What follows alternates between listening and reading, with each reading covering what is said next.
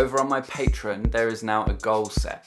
When I hit 15 patrons, I'm going to be starting a new podcast exclusively available to supporter level patrons. I'm going to be joined by a co-host, and we're going to be talking about cults in a much more opinion-based way than I do on this channel at the moment. The way that this channel has been lately has been me talking a little bit more about how cults work and the dynamics of them in a more informational way. Over on that podcast, we're going to be sharing our personal opinions a little bit more. And we're going to be saying some of the things that we can't necessarily say on YouTube without getting demonetized. So if you're interested in that and you want to help get to that 15 patron goal so that you can get access when that thing happens, then go ahead and become a patron now. There's going to be a link in the description below and also in the live chat if you're here at the premiere. That said, let's get on with the video. You asked for it, so here it is. I'm going to react to another one of my former self videos. I'm going to react to me, not quite in a cult actually this time. This is me out of the cult a little bit. I'm as physically out of an online cult as you can be, but I'm still kind of mentally in. I'm still very much in the mental space that I was in for the most part, that I was in when I made the video that you saw in the previous reaction. And if you haven't seen the previous reaction, by the way, there's a link up there now so you can watch that. Don't feel the need to stop this one and go and watch that. You can watch that afterwards. You won't enjoy this one any less. If you haven't seen that, it's just if you want to see more, you can do.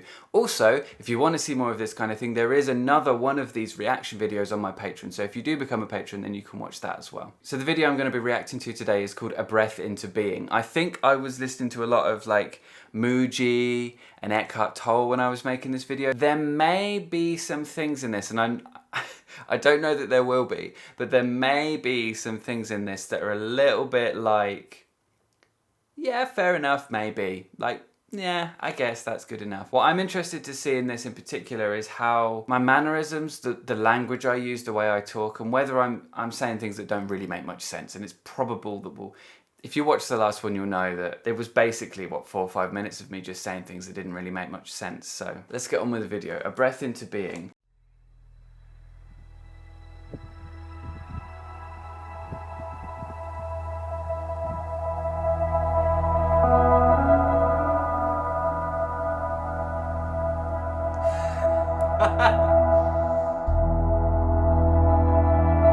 Okay, so I've clearly got a little bit more of a cinematic idea in my head for this one. I had Rosa film this. I had my wife Rosa film this. She's amazing. And I was at this point in my particular personal journey, I wasn't myself. I was kind of struggling with a lot of this stuff and finding myself within that. It was properly muddled up in everything. I was difficult to live with at points during this because I had some very strange, very high expectations for myself and other people around me. Nonetheless, Rosa's incredible. She filmed this video. So I'm standing here being profound, as we're about to see. She's standing behind the camera and she's filming that. So at the beginning, the music, the panning, I think that's, I don't know if that was my idea or Rosa's idea. She does have a very artistic touch. It's very Muji, that with the music, and yeah, if you watch any of Muji's videos, you'll see that kind of thing. And then the little card that comes up, spiritual teacher. I don't know how much I've talked about that on this channel, but there was one point where I thought I should call myself a spiritual teacher. That's a whole other video, I think. If you want to see that, let me know. Take a moment. Okay, so like all the sound on this video, I reckon is going to be pretty because the wind, as you can hear. So much to talk about already in like one frame. That's a Grandad shirt. I really like those shirts. I've still got them. I don't wear them anymore. So we're actually out in like the desert here, which I say desert, it's more just sort of untamed land, which is near where we used to live here in Mexico. And the water there, as you can see, is quite green. It wasn't healthy water. I would have been very, very ill if I'd gone into that water. The pollution is horrendous. I didn't have a microphone, as you can tell. So for some reason, I decided that it was fine, we'll do the video anyway. Just subtitle it, so there we go.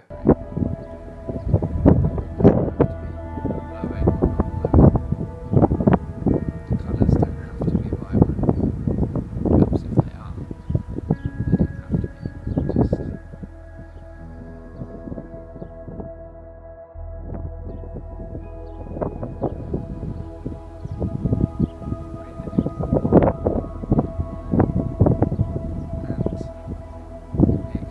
I'm feeling kind of strange watching this, if I'm honest with you.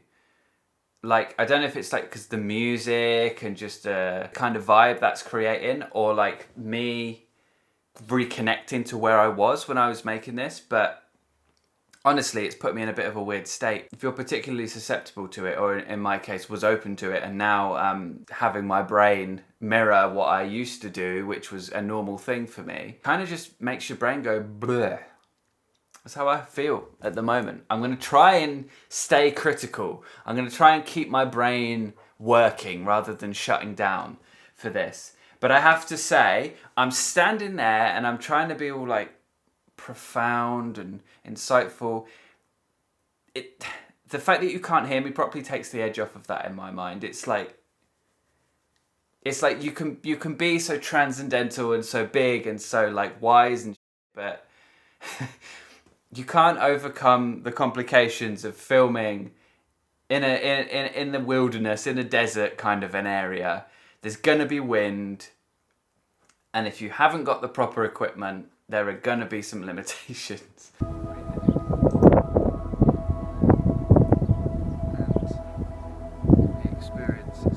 What does that mean? The experience itself comes alive. That's one of those nonsenses, isn't it?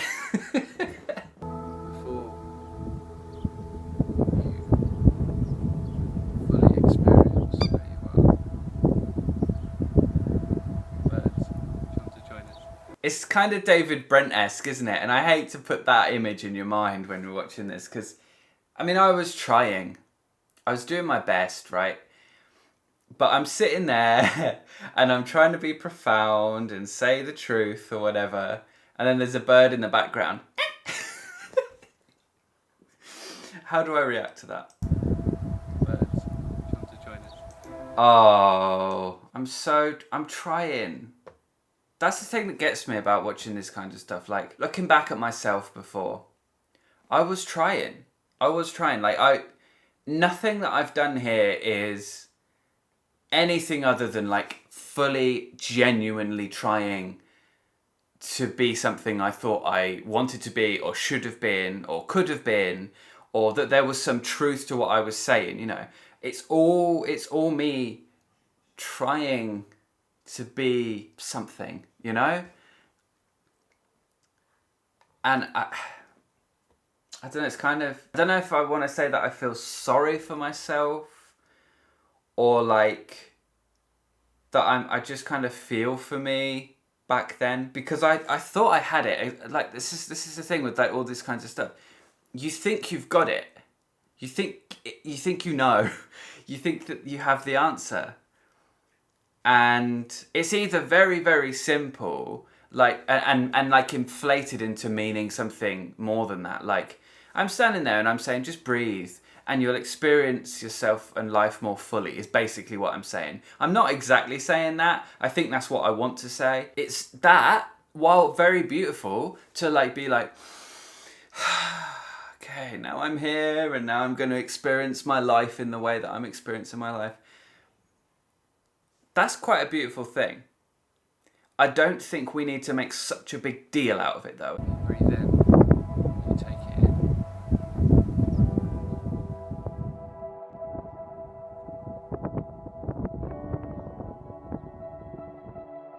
The wind becomes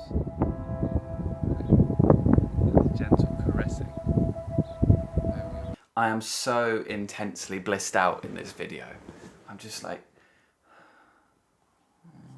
it's weird. It's really strange. Like, fine, like, fair enough, be chilled out, but that's like stereotypical cult chilled out, isn't it? Like, that's not, you don't see someone walking around going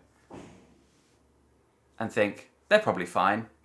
like something's going on there. Like, and it's weird because why not? Why can't we just be chilled out? Why can't we just be happy and like be fine and all the rest of it? I guess there's nothing wrong with that. There's something that comes off of that when I'm watching. I've spat then. Blech. There's something that comes out of that I'm watching myself, and I see something in myself that I'm not there. Do you know what I mean? I'm not there. I'm somewhere else. Like, I'm not in my body. Although the things that you're saying and things that you're saying are true and that you're there coming out with, sound like you're saying be in your body, be fully present, what's happening is you're disconnecting. What's interesting here for me is looking at myself and how I'm different now. This now that you're seeing now is someone who has, from that point, spent years accepting themselves and coming to terms with themselves on some things that hadn't been acknowledged, like sexuality, for example, like gender, for example. If you ask that version of me whether they think they have the answer, the truth, whether they know themselves, they would answer that question in a way that is not something that someone who isn't in that way of thinking could follow. Well, I know myself, the true self is blah, blah, blah, this is that. You ask me now, and I'd probably give you an answer that you could at least follow, that you would know what I meant when I said what I meant, and it wouldn't have some other weird buzzwordy kind of context. Gentle caressing over your being. A gentle caressing over your being. Just gonna keep playing it. Sun. The heat, the light, again, over your being. None of it compromising your beingness. That kind of reminds me of Unimed, actually, your beingness. I don't know if that's a Muji thing or what, but your beingness is an interesting thing to say. I don't know enough about language to explain how that's nonsense, but I feel like that's a nonsense phrase. And again, my point, it seems, is that you can experience all this stuff, but none of it comprising your beingness. Like, none of it is all of you, I guess. Because I'm going towards, I don't know if I'm going to say it in this video, but the point I want to make, I think, is that what you are is before and beyond everything, and you are infinite, and you are this formless self that is pure awareness, if you can name it, but you can't name it, because to name the true Tao is not the Tao, whatever, what is it? The Tao that can be named is not the true Tao.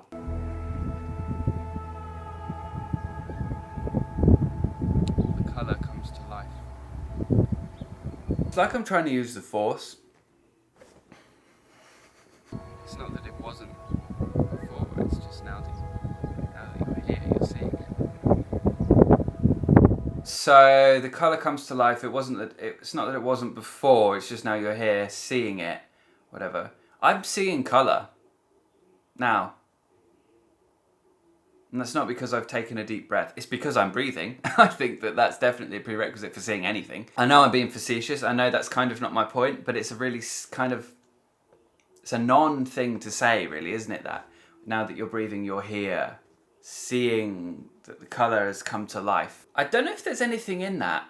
There might be. Like if you, because I don't know how true it is, but I have heard people who are depressed describing that colours are somewhat less vibrant, like they're less, the saturation is lowered, whatever. But when you are less depressed, you see more colour and stuff, or you see things more vibrantly. Again, I don't know if there's anything in that.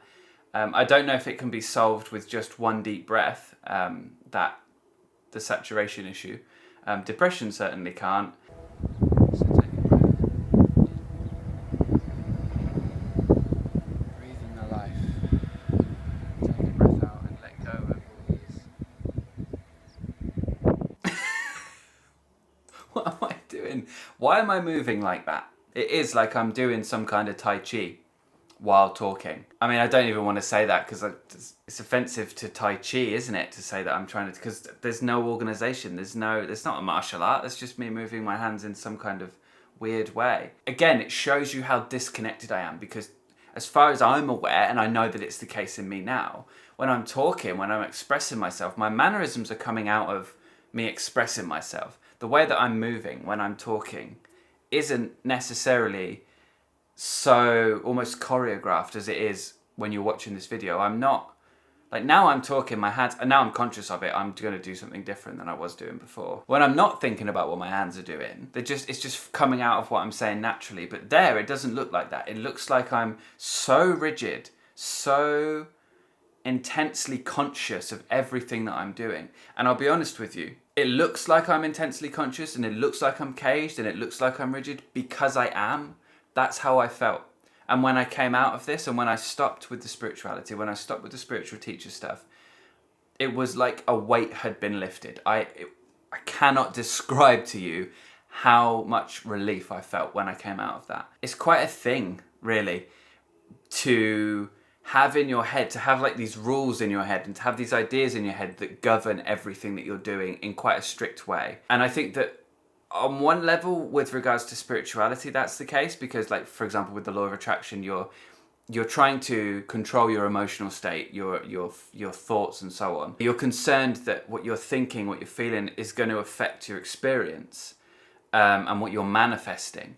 And with this, that I'm like constantly in a constant practice of bring back to the moment, back to the moment, back to the moment. Don't think, don't feel, just be present, be present, be present.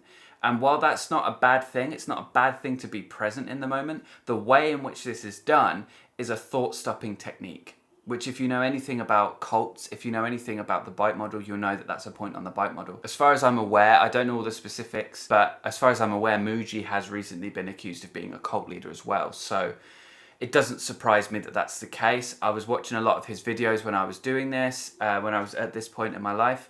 And this continuous empty the mind, empty the mind, empty the mind, breathe, come back to your beingness.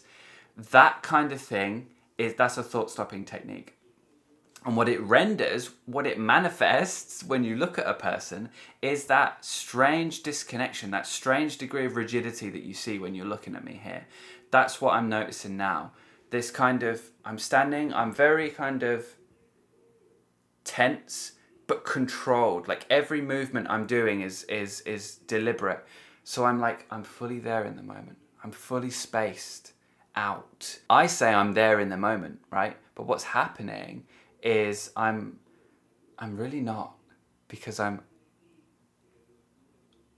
my mind is empty. And so every thought is miles apart from the next, and every feeling, it just comes and it goes, and I'm not really there at all. What surprises me is in some traditions, this is like the ultimate, right? And it may be the case that you don't necessarily experience very many negative things, but what happens is that when you're in that state, it opens you up to being, especially if you're in like a high control environment, to being taken advantage of, to things being, to people taking advantage of you, to exploiting you in certain ways. And that can also be the case in the world. You know, if you're going around and you're like, and someone sees that and they're like, right, got someone here, they're not really thinking, let's do them in. Because in that state, your critical faculties aren't engaged. And I looking back at myself there, all the videos that I was watching, all the things that I was seeing, were disabling my critical faculties in a way, or I was disabling them by following the advice that I was being given. And so what happens is, you end up in this weird kind of spaced out state again. Not necessarily anything wrong with it, but there are consequences as a result of being in that state in the world, I think. Breathe out and let go of these attachments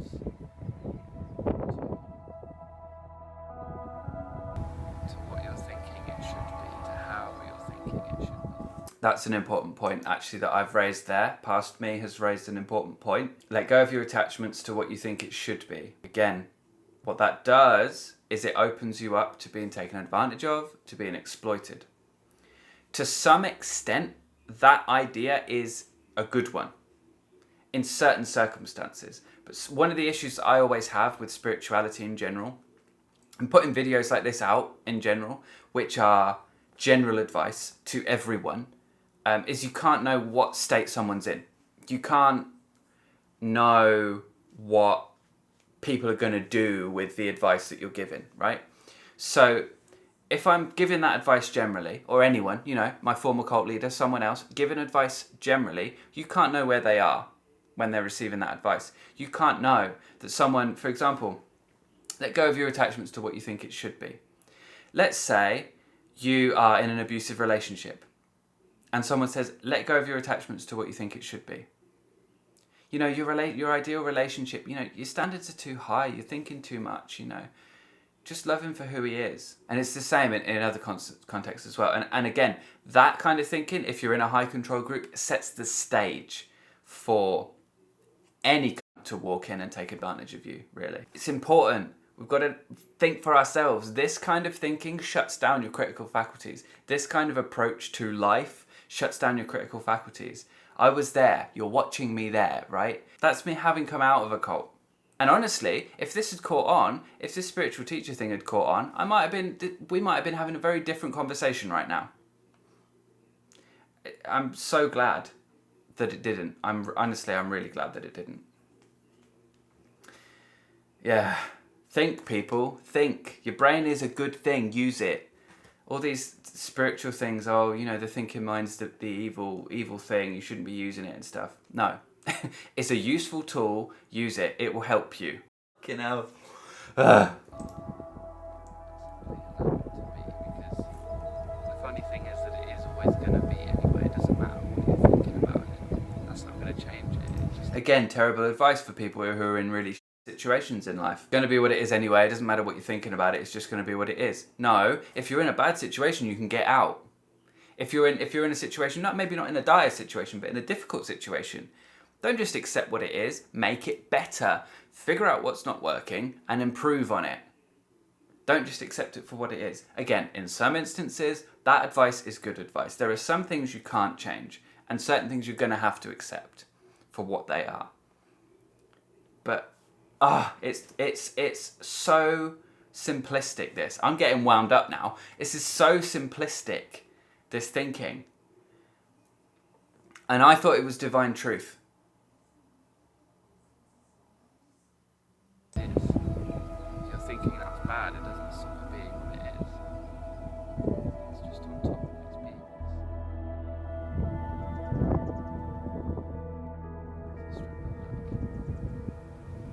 Take a breath. So I think the point I'm trying to make is that nothing has any inherent value. Nothing has any inherent property with regards to goodness or badness or whatever it is. I think that could be argued from a more biological standpoint, like sensory experience. We've labelled it bad, but it is what we could say is objectively a negative experience because of the effects and so on and so forth. We could argue about that all day. I think if you're disconnected from that's especially on an emotional level, if you're disconnected from the bad things, the things that hurt people or might not hurt people, or they're just what they are, that's not bad. It's not bad that you've been beaten up. It's not bad that you've been taken advantage of. It's not bad that you've been, insert words here that I can't say without getting demonetized.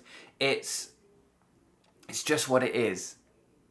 How damaging can you get? Because these people are people that are struggling, people that are hurting, people that are traumatized. You don't say stuff like that because, again, I know that's not the audience for what I'm saying here. That's not my audience. I wasn't talking to people in that state. There are people that do and that say things like this, and that's terrible. The trouble I have with this is to say something like that generally, to make a blanket statement like that, is to not recognize the nuances of the situation and thus to be giving bad advice generally, but good advice in a specific circumstance. So put yourself in that specific circumstance, then give the advice. Don't just make the video to look profound on the internet. Breath into being. And you realise that you never weren't being. And you realise that you never weren't being. There's so much to say to that, isn't there? From one point, from the moment I started being, I have been being. And I know that I have been being because I've been present while I've been being in my beingness. There was definitely a point where I wasn't being. And that point is before I was being, before I came into being, one might say. And there will be a point where I'm not being anymore. And at that point, my beingness will have stopped being. I will have stopped being a being in beingness at that point. And I will then be being not being. Of course, the argument here is not that. It's that you're not your body, you're not the mind, you're not blah, blah, blah. You're something before and beyond that. And you're... Again, prove it. You can't test that without a brain. So you can't say that it's true. It might be true. But if you can't test it without a brain, as in there's always a brain present when this pure awareness is present, that might just be gobbledygook to anyone who's not dealt with this argument before. Like, the idea is that your true self is beyond and before everything. It's this silence, it's this beingness, it's this emptiness, this awareness that exists before everything. If you become aware that you're thinking something, you then become aware that you're aware of thinking something. And eventually that goes on and on and on until you're having no thoughts. And they say then that awareness, that space, whatever, is your true self, more or less. It's different for different people that are saying it, but that's basically the gist of it. My argument is you can't be aware of anything without a brain. Every time that you're aware of that, there is a brain present. So to prove that the brain doesn't have to be present for that awareness to be present, you would have to prove that without a brain in the equation. And that's very difficult to do. Therefore, while it may be true, to say that it is true is misleading and disingenuous and just not the case, because you can't say it's true. You can't assert that that's true without saying something that isn't true. So that's that. I have to say, I'm a sucker for that music. It's really nice. I think I got it off of like a library or something, some free music. It's lovely music. It's really lovely music. And the music makes me want to like the video, I think, because it's like tender and it's gentle. And that is the way that music affects us, right? And if you choose the right music, you can make anything have a different kind of effect on you. That was an interesting video. I definitely have more opinions on the things that were said in this video just because of the nature of them, just because of the way that they might affect a person, just because of like how they might make you feel and how they are ultimately maybe not that useful or can be quite bad advice. But I think that's the issue. When you make yourself a spiritual teacher, when you put yourself on a pedestal, to use that phrase, when you put yourself up there, the things that you're saying, the things that you're doing have to be that much more considered. And that had an effect on me, as I say. That definitely affected my mental health. And I started to become very particular about, even down to how I moved. It started to affect everything. But yeah, it's a strange thing, because so much of what I was saying in that video was ultimately inconsequential. It was basically just vacuous, buzzwordy, kind of new agey things that you'd expect from the average new ager, right? I don't know. I always worry about where this kind of advice goes wrong and where it will take someone who is in a difficult situation. And that is my main gripe with general advice given freely to everyone on the internet, is that you don't know how it's going to affect the person that's hearing it. But I have to say, standing out in that weird like desert place with like the green water behind me, and like what you can't see is that there's like bits of trash, like bits of like old rubbish that people have just chucked there around the feet. Like when we were walking around, I was like really being careful. Whenever I go somewhere like that, I'm always like, mind out, there's going to be needles somewhere. You know, it doesn't matter where in the world you are. I'm always thinking, right, at some point someone's been here with needles, so I need to be really careful about where I'm standing, don't fall over. I don't know if anyone else does that or if that's just me, but where I grew up, that's a possibility. There's going to be some needles if you go into like a wooded area, just be careful. And I suppose it's that Instagram thing, isn't it? You see a very controlled image of what was there, and even that included like pollution and a bird going in the background. Anyway, I hope that you enjoyed that video. If you want to see more videos like this, you want to see more from me, then please consider liking this video, sticking a comment below, subscribing to the channel. If you want to help support this channel, and as I mentioned at the beginning of the video, if you want to be one of those 15 people that makes it possible for me to make a podcast, as I mentioned, where I'm talking a little bit more about these kinds of things, a little bit more about cults, from a more opinion point of view, from a more personal point of view, then please consider becoming a patron. As I say, there's links below, links in the chat. While we're on Patreon, I want to say a massive thank you to my current patrons who are listed in this place on the screen right now. Thank you so much, guys, for supporting the channel. It means the world, as I always say. I hope that you guys are enjoying the new perks that I've set up for Patreon, and I'm hoping that we can be in touch more going forward, as that's really important for me.